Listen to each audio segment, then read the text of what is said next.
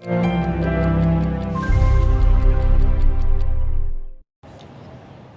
Biden administration says migrant crossings at the U.S.-Mexico border have unexpectedly fallen, not risen, after the end of Title 42, and they credit that to a return to policies that penalize illegal entry.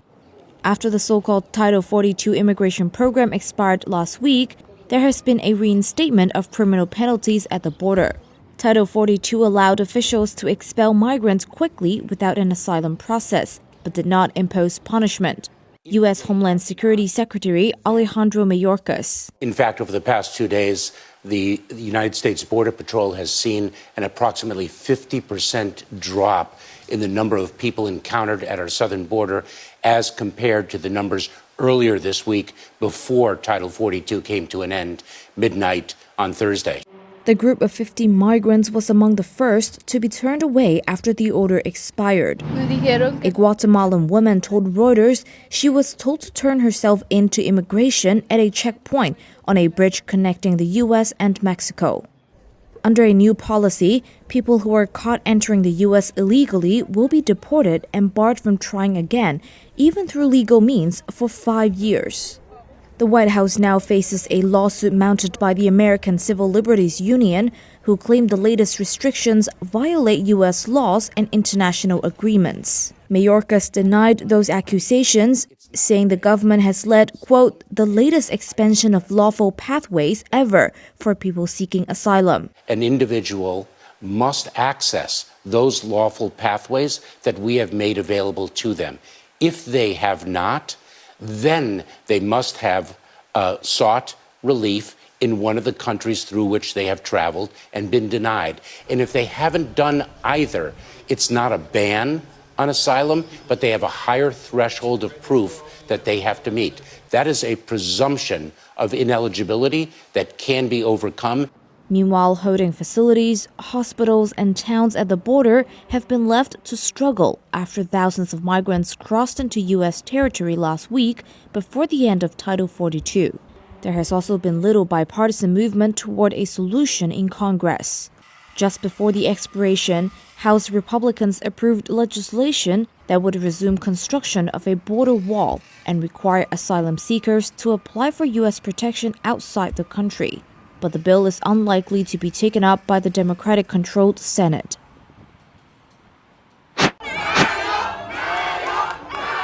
To chants of Prime Minister and even fan art, the leader of Thailand's opposition Move Forward party basked in a huge election win on Sunday. Voters turned out in force behind two parties promising big changes and an end to a decade of conservative government led or backed by the military. Move Forward's leader, Peter Limjarenrod, described the win as sensational. Who will be the manager of that coalition building is still waited to be seen. His party came close to a clean sweep in Bangkok, riding a wave of support from young voters. It, along with the Pheu Thai party, surged ahead with more than 90% of the votes counted. Despite what looked like clear results, forming government may be far less so. Parliamentary rules are skewed in the military's favor. They wrote them after the 2014 coup. So the next hurdle for the opposition parties will be to strike deals and win over members of a junta-appointed Senate who also get a say on who becomes prime minister and forms government. The vote in Southeast Asia's second biggest economy marked the latest round in a long-running power battle between Pheu Thai, the juggernaut of the billionaire Shinawatra family, against a nexus of old money, conservatives, and military with influence over key institutions involved in 2 decades of upheaval. Pheu Thai has won 5 consecutive general elections since 2001, but has either been forced out of power or disqualified each time. But this stunning performance by Move Forward will likely test the resolve of the country's establishment and ruling parties. They're also a crushing blow for the military and its allies. The results appear to set Prime Minister Prayut Chan-o-cha up for a big defeat. The retired general who led the last coup slipped quietly away from his party headquarters on Sunday. He thanked the Thai people for voting, while saying he respects democracy and the election. Hours after polls closed on Sunday, Turkey appeared headed for a runoff presidential election, with rival parties both claiming the lead.